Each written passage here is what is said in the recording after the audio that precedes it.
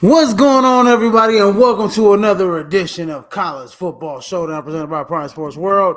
Here, I am your host, Israel Rivera, here with Christian Sister from the Daily Blitz.blog and Matt James. And yes, before I start the show, please like, share, subscribe to the podcast here at Prime Sports World. You can catch us on all streaming platforms where podcasts can be heard, and you can catch us on the Huddle Sports Network on all your Roku and Fire Stick devices. Gentlemen, we have crowned a champion in college football. How you guys doing tonight? We're going to talk about the game that happened this past Monday between Notre Dame and Ohio State in the college football national championship. Yeah, it just seemed like yesterday. All three of us were getting together and talking about Notre Dame and Texas A&M and LSU and USC facing each other.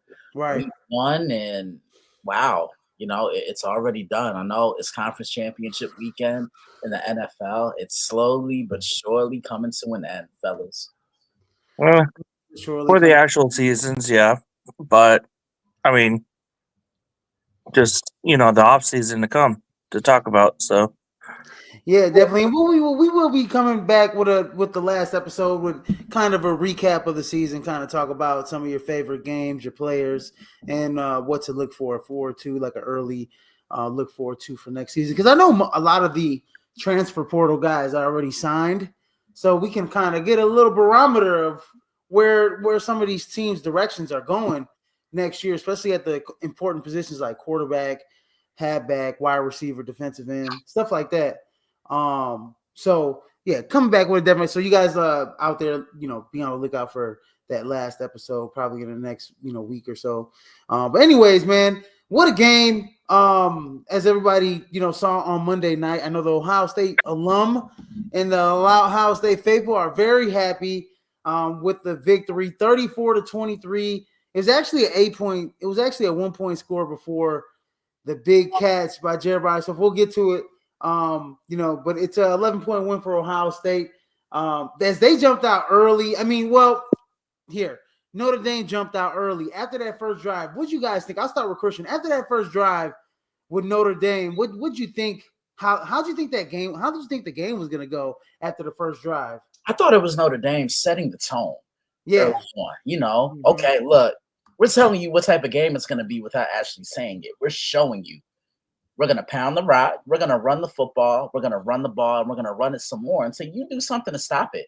But Notre Dame, they were just outclassed in this game because then Ohio State responded back. And I remember during the regular season, Izzy, I think I remember saying this to you, when Ohio State played Oregon. Yeah, Ohio State would pull ahead, but Oregon found a way to punch back. And I think you can make the same assessment about Ohio State as well, because once they were down, they found ways to punch back, and then they were pretty much in control, scoring, moving the ball down the field. And when Chip Kelly is being innovative, I don't think there's a team in the country that could beat the Ohio State Buckeyes. So with that being said, congratulations to the Buckeyes for sure. I mean, that loss against Michigan, I think, propelled them to get to this point. But yeah, what hurt Notre Dame the most was playing man coverage and not adjusting. Because what's the best way to attack man coverage? Using crossers, using the middle of the field. And that's exactly what happened. Yeah, exactly. I mean, I like the fact that you brought up the first Oregon game, Christian, with Ohio State, where they would come back, but couldn't, find a way to finish that game. And they learned from that, especially when, Michigan took it, and used it against them. And Ohio State's like, all right, we're not going to allow this again. Because they had Oregon, right away in the playoff game. And it's like, Ohio State turned into Ohio State during these days. And, I mean, they turned it up on the ground game. Defensively, they knew how to adjust. I mean, Notre Dame, they did what they needed to do early on, and that was to punch them in the mouth. on offense, but they did not punch them in the mouth defensively, which Well, was key. I like what you said. So just kind of going through some stats. Will Howard was actually absolutely surgical in this game. I feel like after that first drive, we knew that Ohio State was going to give Notre Dame that because it was a long drive, right? It took up most of the first quarter. And we can all agree that Notre Dame won the first quarter. And Notre Dame and Ohio State was knocking on the doorstep of scoring a touchdown going in early into the second quarter.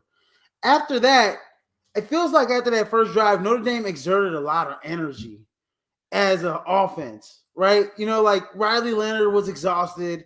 The offensive line was exhausted just off that first drive because I believe it was 18 plays. And it feels like they just, you know, they because they had the holding penalty, they had the false start or whatever the case is, and they kind of got pushed back with penalties on that second drive. And then the third drive, they went 3 and out after Ohio State scores a touchdown. And with a team like Ohio State, early on, we saw that you can't let them kind of get ahead on you. You have to kind of stay at that same level. You have to sustain drives. They didn't do that early, which is why they fell in the hole. But they did make a furious comeback in the second half, which is pretty much all of Notre Dame season was that comeback that you're not we're you could beat us, beat us down, but we're not gonna you're not gonna kill us, and they kept coming back. And but see, go ahead. You can't have that mentality as a football team. And I remember saying this about them in 2021, Izzy. I remember there were a couple games early on where they got down into some holes and they found a way to come back. And I even remember telling you, there's going to be that one team that's going to keep them down and they're not going to be able to climb the ladder and come back against them. And that team happened to be the Cincinnati Bearcats with Luke Fickell and Desmond Ridder as the starting quarterback. And Sauce Gardner was on that team as well. Look, Notre Dame showed great effort, but Ohio State, they were just stacked from top to bottom. I mean, the best trio of wide receivers in the country, Carnell Tate, Jeremiah Smith, Emeka Egbuka, Will Howard. I mean, look at those numbers right there. 17 of 21. That's 4 incompletions. Well, he was surgical. I think he completed his first 16 passes. The first incompletion was a pass that was dropped, I think, by Emeka Egbuka. He missed Carnell Tate. He missed Carnell Tate on the fade smash route. Yep. Like I remember that. In the end zone. Because I was like, thank goodness. It could have been 28-7 or something. It could have been a further score. Yeah. I mean, they would have just took the wins out of Notre Dame's sail. But they were still kind of in that attack range of like 3 touchdowns. We could kind of come back in a way. And Jaden Greathouse actually had a really great game. You guys called that. Yeah. I was going to say. Yeah. I was going to say that both Izzy and Christian, you guys called Jaden Greathouse in this one. Yeah. And he was a factor. I mean, he kept them in this game. In the game, yeah, exactly. I mean, Notre Dame won the second half. It was that second quarter where, as you said, Izzy, they exerted so much in that first quarter. Well, they were so good all season. They were so good all season. They were so good all season. I'm sorry, Matt, to cut you off. But Notre Dame was so good all season, winning the last 4 or 5 minutes of the second quarter and winning the last 4 or 5 minutes of the fourth quarter all season, especially in like a close game or so. They were good at finishing the first halves and ending the first halves. And they kind of did so. But to Christian's point, Ohio State was stacked. I feel like if Notre Dame... Yeah, you can't do that against them. They were only down 8 points. I feel like if they would have gotten a stop, not did an all-out blitz, as a matter of fact, Jeremiah Smith, let's give him his flowers. He had the game-sealing 56-yard catch that sealed it, that put them in field goal range to kick the field goal and put them up by 2 scores again.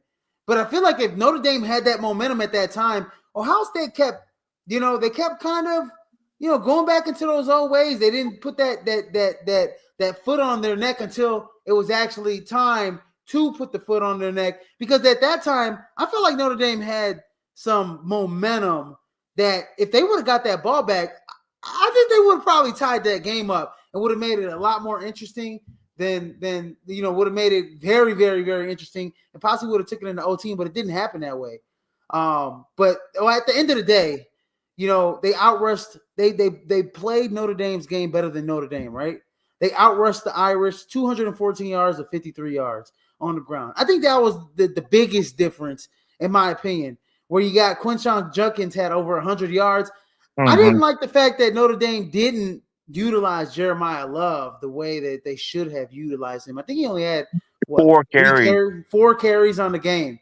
That was. And I called him out, and that's what they needed to do is run the ball, and they went against it. Yep, exactly. But you know what? And I hurt him. But you guys know what? I get where you're coming from, but you can't sit here and tell me that that Ohio State wasn't prepared for Jeremiah Love. But but you got to attack at all costs. Yeah. But to your point, Matt, you can counter attack their game plan and find different ways to get the ball in the hands of your best playmaker. Mm-hmm. Absolutely. Yeah. And I was very, and I will tell you this: Will Howard's 57 yards on the ground. I mean, we all forgot how good of a runner and how athletic Will Howard actually is. He displayed it on this game. I think he displayed it to the whole nation in this game. Again, like, man, look, I can pick up first downs like Riley Leonard too.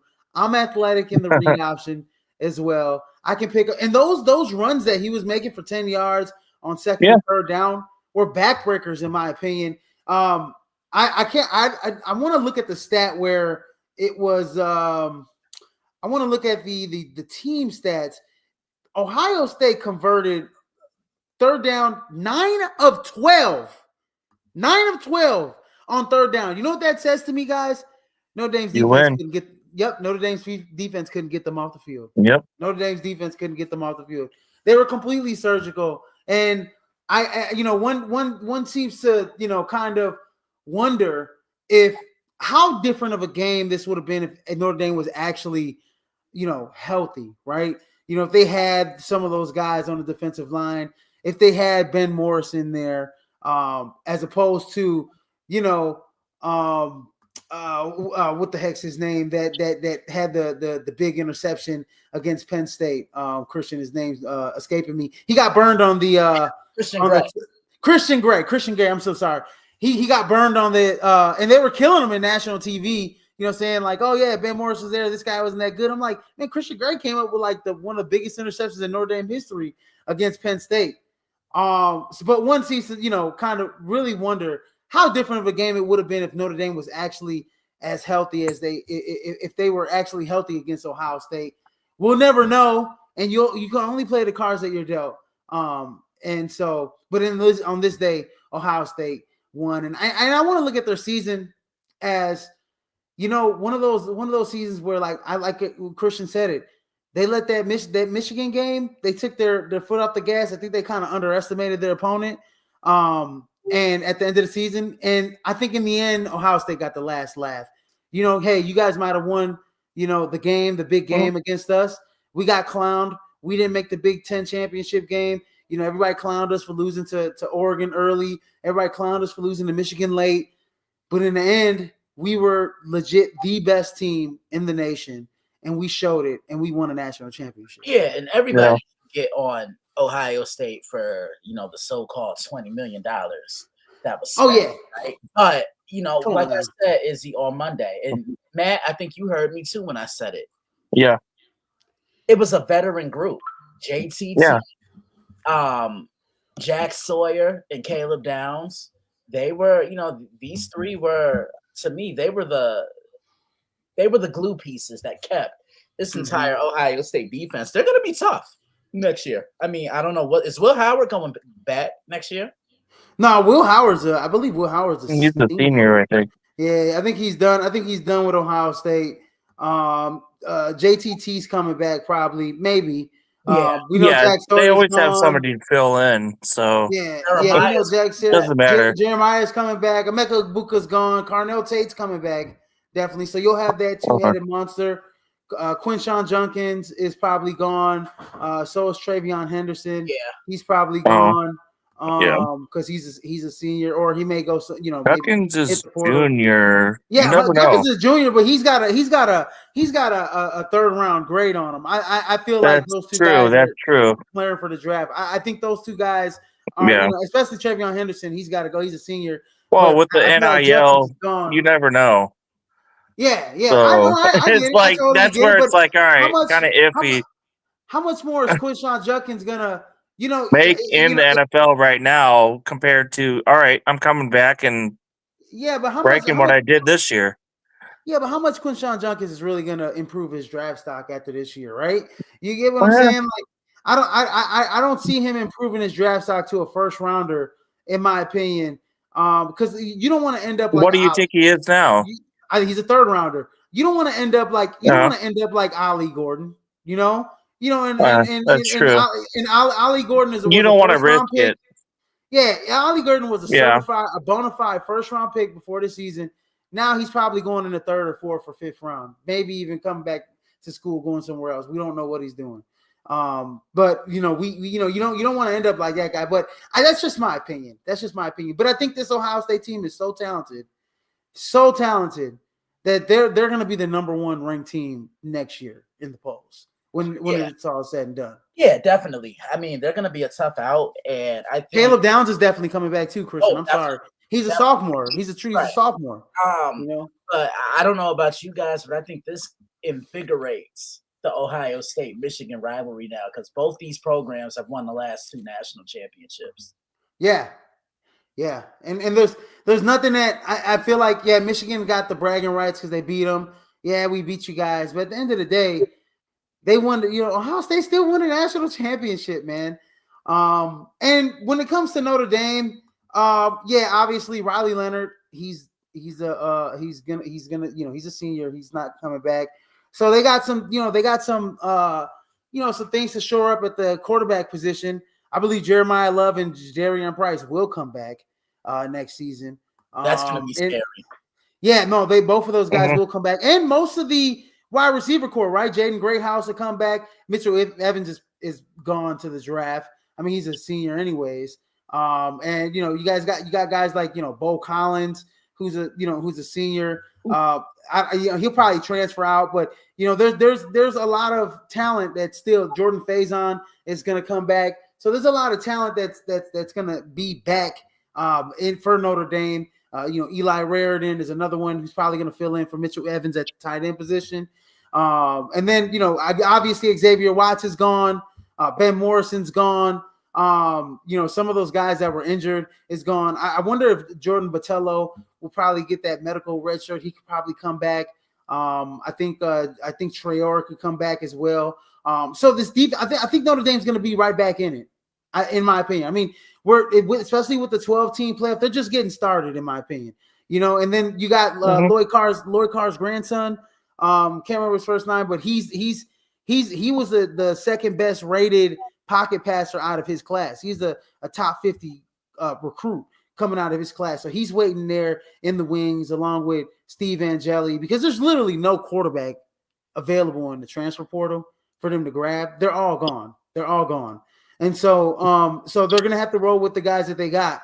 And so, but I think Notre Dame's going to be right back in it next year in the college football playoff. If we're looking at a ceiling of what they're going to be right there again in the college football playoff in the top 12, and anything goes from there, in my opinion. Absolutely. I mean, they're going to be, a reckon for years to come, especially if Marcus Freeman sticks with them. Yeah. I mean, he's doing wonders right now. And that's the thing.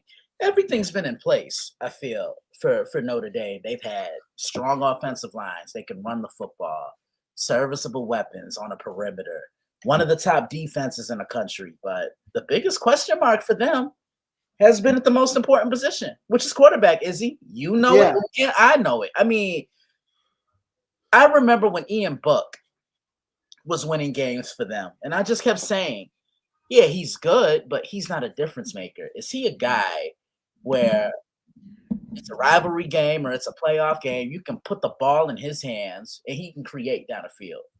No, he wasn't that guy. I mean, they built they catered to his skill set.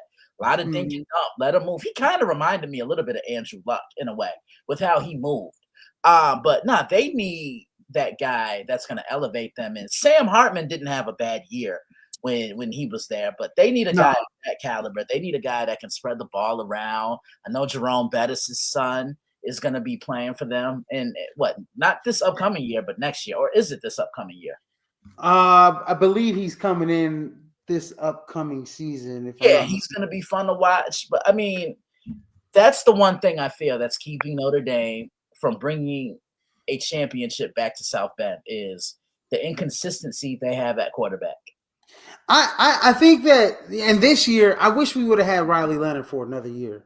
You get what I'm saying, Christian? Like, because he actually he was actually a difference maker when it came out this year. I know that they lost in Northern Illinois early in the year, but when it came down to it, Riley Leonard had the second most rushing touchdowns for this team. He had 16 rushing touchdowns. I mean, he made plays in the air when he needed to. In this game alone, I mean, he didn't turn the ball over. He had 255 yards, 2 touchdowns. He almost brought them back in a historic comeback, He scored 3 total touchdowns in his game.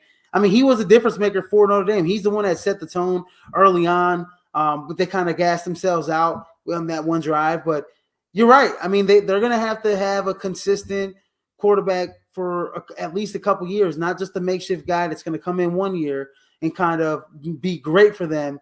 You know, we see that, this team can go places when they have a good quarterback, such as like a Riley Leonard.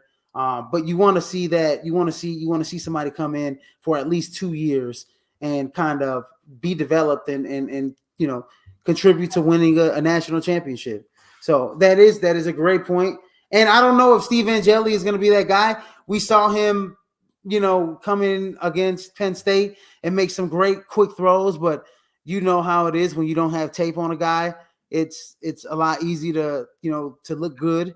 And when it comes to this, this Carr kid, I think that I've heard a lot of great things about him. I think that he's a very talented quarterback. Just looking at his highlights, just looking at the tape, and just I think that hopefully they got something there with the young freshman right there. So good stuff for both teams, guys. And honestly, both teams will be back in the college football playoff, in my opinion, next season. And I think Ohio State will be a force to be reckoned with, especially with Jeremiah Smith being there at the helm. I don't know who's going to necessarily be their quarterback. I know they got some good recruits. I know a couple of their guys, like Aaron Nolan, a couple of the younger guys that came in this year, they're transferring out.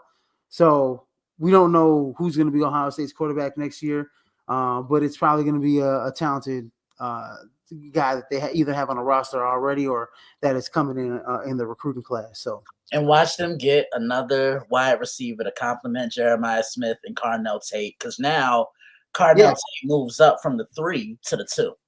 Yeah, and there's a couple good ones still left out there in the transfer portal. So it's one, and I had the transfer portal rankings up. Actually, let me pull them up right now. But they're going to be a force to reckon with, next season. Right now, most of the top wide receivers already flipped over to schools already. There's one guy. You got a kid from Washington that's still in the portal. But most of the top guys already flipped because you just had Zachariah Branch flip from USC to Georgia. He was left there still in the portal before the championship game, and he flipped over, I think, to Georgia last week. So, and then Deuce Robinson flipped over to Florida State. So the 2 talented USC wide receivers flipped over to the ACC and the SEC. So those would have been guys that they probably Ohio State would have been had their eye on. But like I said, man, this Ohio State has, I think they have probably not if not the number one recruiting class or a top 5 recruiting class. Like that's a given. Right now, Ohio State's number 3 when it comes to recruits right now. Like they have a bevy of guys coming in that are going to be able to fit right in. Especially, they got the number one quarterback in the nation in Tavion St. Clair coming. I'm looking at the recruiting class right now.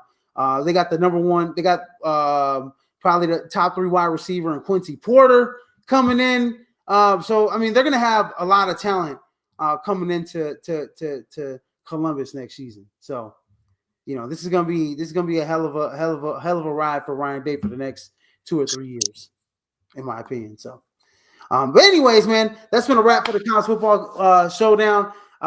You guys, please like, share, and subscribe to the podcast here at Prime Sports World. Make sure you catch us on all streaming platforms where podcasts can be heard, and catch us on the Huddle Sports Network. Also, go ahead and catch the Daily Blitz.blog. Christian, you dropping some articles already for I preview both the NFC and the AFC championship. Man, it's all starting to wind down. And look, while you have me speaking, man, Izzy, well done again. You my brother. Love you dearly, man. I wouldn't be in this position right now without you, and I can't wait to run this back again in the fall. I think this is going to be like our 5th or 6th year running this show together. Time flies when you really do have fun, but this is me giving you your flowers. You and Matt, have been absolutely phenomenal with me, to me, and, love you guys dearly, and thank you. Absolutely, Christian. Absolutely. No, we love you. I mean, right, my brother. You're amazing, bro. And I also want to give a huge shout out to anybody who supported College Football Showdown. Seriously, this wouldn't be possible without those supporting us. Absolutely, absolutely. All y'all make it what it is now. So, thank you. We wouldn't be where we are without you, Christian, dropping all those gems. So we appreciate you, and I gotta give you your flowers. Man, you have made me better. You have made me a better acumen at talking football. So we've had a lot of fun for the last 4 or 5 years. I will say this before the roses. I will say this: Week 1 of this upcoming college football season, got a rematch of the Cotton Bowl, baby. Yes, sir. Yes, absolutely. Ohio State, and then we got Notre Dame in Miami. I can't wait. Hell yeah. Oh yeah, that Notre Dame Miami's gonna be big.